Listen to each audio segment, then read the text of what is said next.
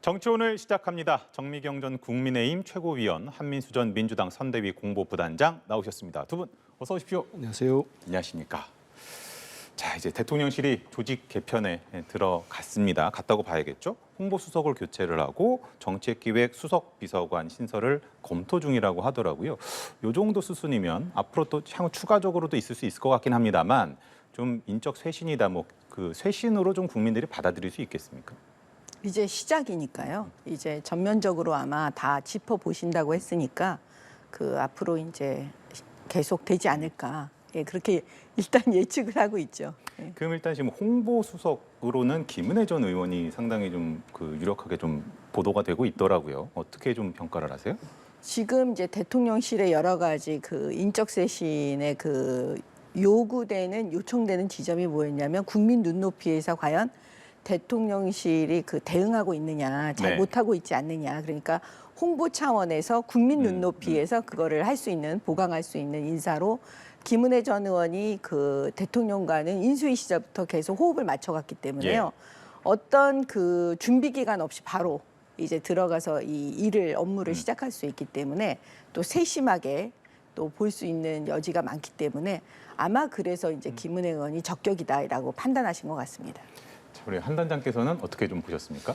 일단은 대통령이 어제 이제 100일 기자회견에서도 그렇고 도어 스태핑에서도 국민의 뜻을 뭐 이렇게 네. 새기겠다 이런 말씀을 하신 뒤로 대통령실의 인사 얘기가 나오고 있고 뭐 실제로 좀 바뀔 것 같습니다. 바뀌거나 새로 생기거나 그런 거에 대해서 뭐 평가할 부분이 있다고 생각을 합니다. 그런데 이제 지금 앵커도 말씀하신 대로 정책기획수석을 신설, 홍보수석 교체 이거를 보면은 전 그렇게 받아들여져요. 그러니까 뭐 어제 이제 대통령이 모두 발언에서 뭐 20분 정도 오늘 막 비판받고 있는 부동산 정책까지 내가 이거 했다 100일 동안 했다고 막 말씀하셨잖아요. 그러다 보니까 이 정책에 나는 많은 일을 했는데 만 5세 이하 뭐 학교 입학 같은 것도 있고 정책에 혼선이 있었다. 이거를 대통령실에서 제대로 컨트롤이 안 됐다. 그래서 이른바 정책기획수석을 놓고 정책에 난 이렇게 했는데 국민들한테 또 안 알려졌다. 알리지를 못했다. 그러니까 홍보수석을 교체하는 것 같아요. 근데 저는 이 정도 인사나 직제를 바꾸는 걸로 그 국민들의 어떤 지금 지지율도 20% 떨어지고 폭락한 상황에서 국민들이 요구하는 대통령실의 인적 쇄신 충족할 수 있을까? 이런 회의적인 생각이 듭니다. 일단 대통령의 인식은 사적 채용이랄지 이런 수많은 논란이 있었지 않습니까? 영부인 김건희 여사의 뭐 어떤 입김이랄지 논란이 있었는데 일단은 사람의 문제보다는 직제가 문제다. 이렇게 먼저 거기에 방점을 두신 것 같아요. 그러다 보니까 일 많이 했는데 안 알려졌으니까 일단 이렇게 바꿔보자. 근데 이제 국민들께서 판단하실 건데 인사를 한 뒤에도 뭐 여론조사를 하고 할 건데 제가 볼 땐 그렇게까지 우리 국민들이 이거를 대대적인 인적 쇄신으로 보고 결국 뭐 대통령은 선출직이니까 나머지 참모들을 교체를 하고 경질을 했을 때 주는 역대 대통령들이 다 그렇게 했습니다. 지지율이 폭락. 이명박 대통령도 뭐 취임한 지 얼마 안 돼가지고 했기 때문에 그런 거를 기대했거나 아니면 진짜로 뭔가 큰 폭의 쇄신을 바랬던 국민들 시각으로 볼 때는 요 정도 해가지고는 좀 미흡하다고 판단하지 않을까. 뭐 다음에 하고 난 다음에 여론조사 또 보면 알겠죠. 한단장 수석이 혹시 좀 보태실 말씀이 있으실까요? 그 이제 민주당은 늘 어떻게 보면 그 공격용으로 인적 쇄신을 계속 얘기했기 때문에 어떻게 그 측면에서 보면 그 여의도 정치를 경험하지 않은 대통령께서 그 이게 공격하는 네. 걸로 사실 보여질 수가 있는 거잖아요. 그런데 이번에 이제 어제 그 회견의 내용을 보면 충분히 이제 그 여론을 통해서 언론을 통해서 또 주변의 이제 많은 이야기들을 통해서 그 대통령실의 그 인적 쇄신에 대해서는 이제는 그 본인도 느끼시는 것 같아요. 그렇기 때문에 좀 이제 시간을 두고 어떤 정치적 쇼 같은 걸로는 하지 않고 이제 충분히 검토해서 차근차근 하겠다. 이렇게 국민들께 말씀을 드렸습니다. 네. 그러면은 사실은 어제 또 그 윤 대통령이 기자회견을 통해서 밝힌 것이 이제 그 어떤 정치적 목적이라고 하죠. 지지율 반등이라든지 이런 걸 갖고 인적 쇄신을 해서는 안 된다라고 좀 얘기를 했고 좀 시간이 좀 걸리지 않겠느냐라고도 말씀을 하셔서 조금은 더디게 진행될까 했는데 조금 속도감 있게 진행되는 거는 어떤 배경이라고 보세요? 그러니까 그 부분이요. 그 어떻게 보면 굉장히 노련하신 만약에 여의도 정치 경험이 많으신 분들은 그 노련하신 분들은 국면 전환을 위해서 바로바로 막 하잖아요. 네. 그리고 또 그 여론을 다시 또 변환시키고 전환시키고 이런 걸 계속 해 오시잖아요. 근데 이제 그 경험이 없으신 대통령으로서는 더 진솔하게 솔직하게 국민들께 다가가고 싶으니까 이걸 막 쇼로는 저는 하지 않고 예를 들면 저는 그런 느낌이 와 닿아요. 그러니까 이제 저는 이런 걸 잘 봐서 앞으로 더 국민들께 그 더 진지하게 가고 싶다. 이런 표현으로 보이니까 어떤 부분에는 일정 부분 얘기를 들으시면서 새로 직제를 개편해서 가고 그다음에 홍보는 좀 바꿔주고 그다음 필요하다면 앞으로 더 바꾸겠습니다. 이런 거니까 좀 지켜보시면 좋을 것 같습니다. 대통령실에서는 뭐 이제 추가 개편, 그러니까 좀 확대 가능성도 좀 열어뒀거든요. 근데 이게 사실은 그 윤석열 대통령이 그 공약도 취임 직후에 또 밝혔던 바로는 대통령실의 슬림화. 여기엔 좀 배치되지 않느냐 이런 지적들도 있는 것 같아요. 일단은 요즘 각종 여론조사에 대통령 지지율이 많이 떨어졌지 않습니까? 떨어져서 부정평가를 하시는 분들에게 물어봅니다. 여론조사에 보면은 가장 문제가 뭐냐? 인사라고.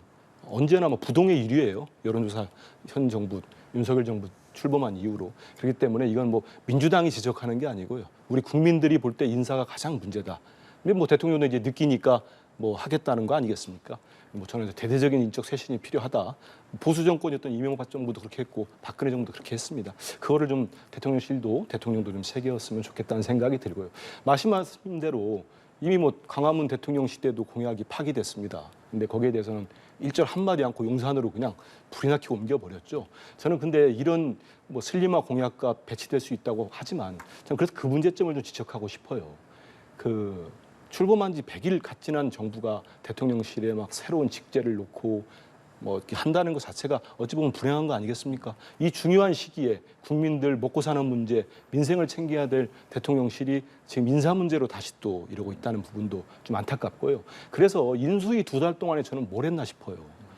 무조건 슬림화, 막 방향을 잡고 막 거기만 매몰돼가지고 전임 정부 때 한 거는 무조건 바꾸자 하다 보니까 저는 이런 사태가 났다고 봅니다. 왜냐하면요, 정책기획수석 얘기 나오는데 노무현 정부 때 생긴 정책실장이 보수 정부, 박근혜 정부, 이명박 정부 때 다 있었습니다.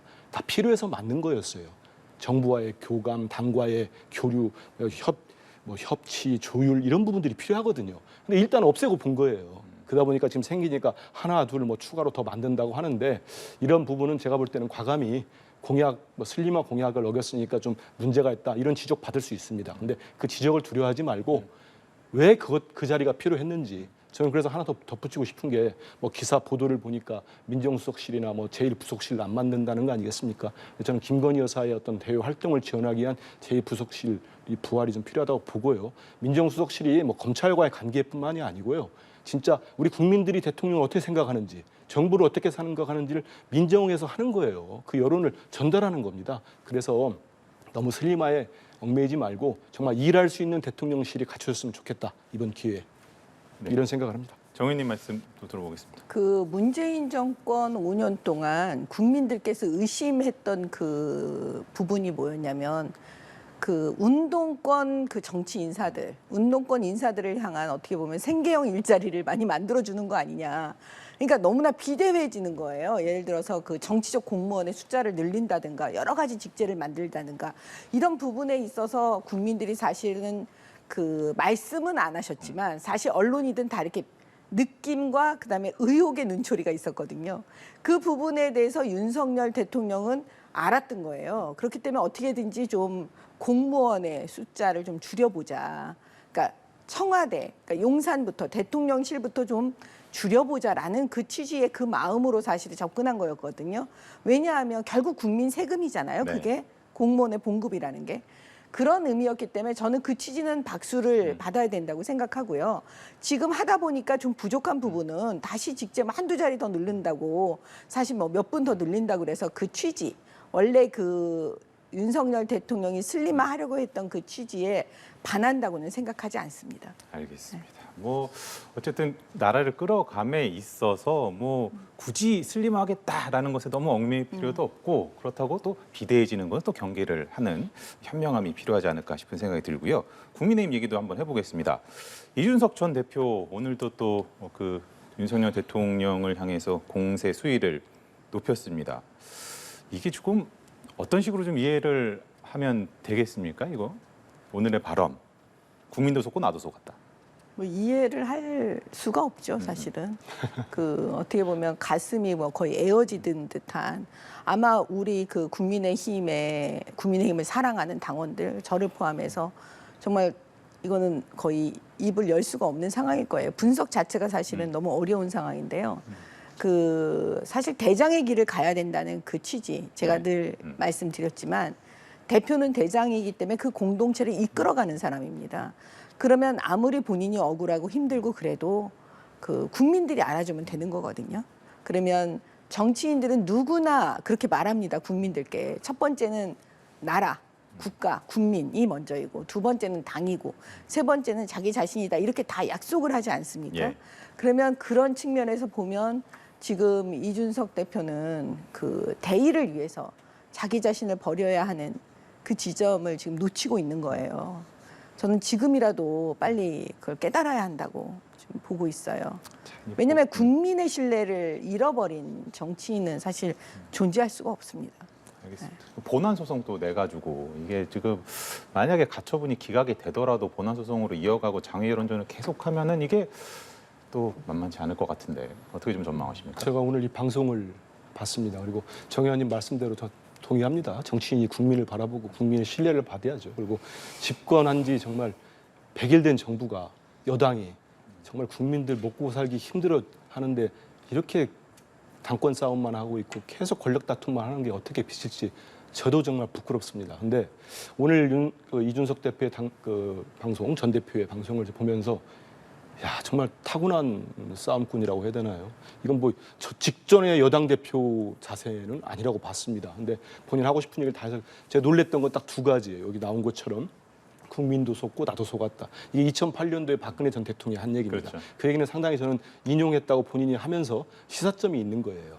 이거는 앞으로 여당 내 야당을 하겠다 본격적으로 긴 싸움을 시작한 겁니다. 말씀하신 대로 본안 소송도 내고 그래서 장기적으로는 내후년 총선을 바라보고 본인 앞으로 세력도 규합하고 그러니까 가처분 신청이 기각되더라도 멈추지 않고 계속 하겠다는 겁니다. 뭐 당권 투쟁도 하고 그러면서 뭐 속았다고 얘기해서 박근혜 전 대통령 결국은 성공하지 않았습니까? 집권도 하고 그래서 여당 내 야당으로서의 역할을 하겠다는 거고 그 방송에서는 또 하나 놀랬던 부분은 그거였습니다.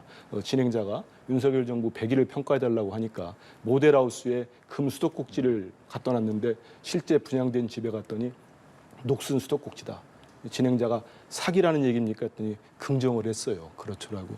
이 정도 전직 대표가 얘기할 때는 이미 이제 일각에서는 지금도 윤 대통령과 이준석 전 대표가 만나서 화해를 해야 된다고 하는데 그거는 뭐 일방적 바람 수준이고요.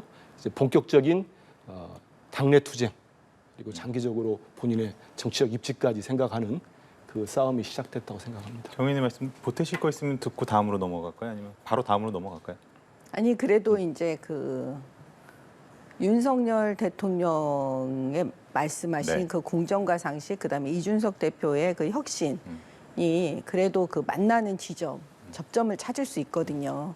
저는 그 우리 당이 분열해서는 안 되고 윤석열 정부의 성공을 위해서도 분열은 절대 안 되기 때문에 그 접점을 찾는 노력, 그 노력은 계속 되어야 한다고 봅니다. 알겠습니다. 자, 민주당 얘기도 해보죠. 그 당원 개정하지 않기로 결정을 했는데 이게 뭐 의원들 사이에서는 큰 뭐 무리가 없다라고 이제 우상호 비대위원장이 얘기를 했습니다만 당원 게시판에는 완전 삭제를 요구하는 청원이 올라왔고 또 3만 명 넘게 또 참여를 했습니다. 이게 당 어떻게 보면 개파 갈등으로 또 당 내용으로 갈 수 있는 사안입니까? 아니면 일부 그 강성 지지자들만의 얘기입니까? 이게?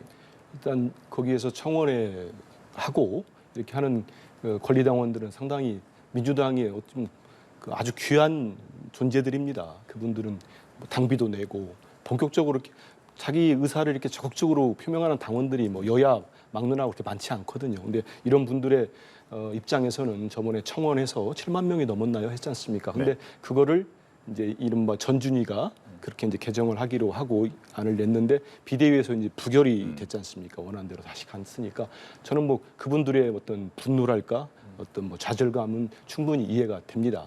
근데 이게 그 잘 따져 보면은 이제 국민의힘 같은 경우도 그 당원을 바꿔가지고 비대위원장을 원래 이제 뭐 권한 대행과 당 대표만 지명할 수 있는 건데 직무대행으로 바꿨지 않습니까? 그래서 당이라는 게 그 시기에 따라서 상황에 따라서 당원이나 당규를 바꿉니다. 그리고 전당대회 앞두면 여야 모두가 조금 뭐 정책에서도 바꿀 건 바꾸고 표현도 다듬고 하는 절차들이 있어요. 그래서 이미 이게 지난달부터 전진위에서 다 논의가 되고 있었던 겁니다. 근데 이제 공교롭게도 전당대회를 앞두고 뭐 이재명 의원을 반대하는 의원들이나 아무튼 뭐 상대 후보가 문제를 삼으니까 좀 커진 측면이 있고 또 당원 시스템을 만들었더니 그거를 이제 당원들이 적극적으로 한 문제가 뭐 이렇게 이슈화가 돼버렸는데 사실 그런 문제는 아니거든요. 왜냐하면 이게 항목을 보면은 뇌물수수와 부패 등 이렇게 돼 있습니다. 이런 거는 사실 이재명 의원하고는 관련이 없는 거예요. 지금 뭐 혐의가 있다고 수사가 되고 있는 의혹들이 있지만 없고 사무총장의 재량 조항이기 때문에 충분히 할 수 있는 거예요. 그리고 당내에서 많은 다수의 의원들이 우상호 비대위원장 말씀하신 것처럼 여기에 동의를 했던 이유는 또 지금 새로운 정부가 윤석열 정부가 검사 출신의 대통령과 검사 출신의 뭐 법무장관이 들어선 이후로 상당히 상대 후보에 대한 그다음에 전임 대통령이나 정부에 대한 수사가 광범위하게 이루어지지 않고 있습니까? 그런 걸 볼 때 이런 우려가 충분히 있다. 사실 이게 2년 전에 5년 뭐 2015년 있다가 2020년에 개정될 때도 당내 논란이 많았거든요. 왜냐하면 이건 위험하다 그런 얘기도 있었는데 뭐 이게 잘 할 수 있는 상황에서 이런 논란이 있었고 제가 볼 때는 근데 당원분들께서 화나신 분들이 다시 청원을 했지만 이재명 의원도 존중한다고 했고 그다음에 우상호 비대위원장도 얘기했듯이 당에 또 논의 절차가 있습니다. 그러니까 그 절차대로 하면은 당원분들도 이해를 해주시지 않을까 이런 생각이 듭니다. 이게 지금 민주당도 이 당심하고 민심이 틀린 거예요. 사실은 이 당원을 보면 원칙 규정이 있고 예외 규정이 있잖아요. 네. 원칙 규정을 손을 안 댔습니다. 그리고 예외 규정을 손을 대서 마치 원칙을 변경한 것과 같은 효과를 낸 거예요. 보통 이런 걸 뭐라 그러냐면 꼼수라고 해요. 우회적으로 가는 거죠. 그러면 결국은 뭐냐면 윤리심판원이라는 곳은 외부 인사가 들어갑니다. 네. 그러면 상식적인 목소리가 낼 수 있는 거예요. 그러니까 민심이 반영되는 거죠, 어떻게 보면. 그러니까 그걸 차단시키기 위해서 당심으로만 이 적극적 지지자들의 눈치를 보는 거죠.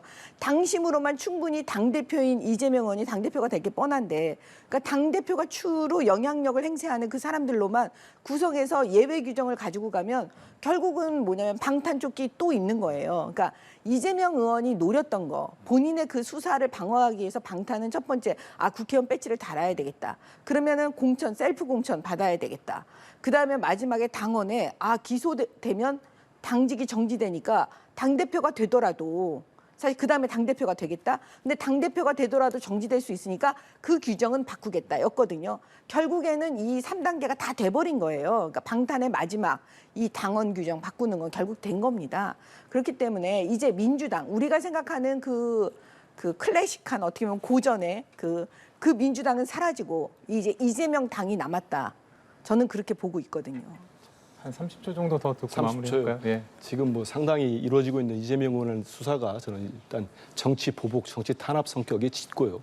무슨 방탄입니까? 죄가 없는데. 그러니까 그런 프레임으로 자꾸 야당의 유력한 정치인을 흠집내려고 하는 태도는 국민들이 볼 때 수사의 형평성도 맞지 않고 공정성도 맞지 않습니다. 그래서 그런 주장들이 먹혔다고 하면은 그 수많은 당원과 국민들이 이재명을 지지하겠습니까? 그렇기 때문에 그건 너무 일방적인 정치적 공세라고 생각을 합니다. 그러면 규정을 바꾸지 말아야죠. 그냥 놔둬야죠.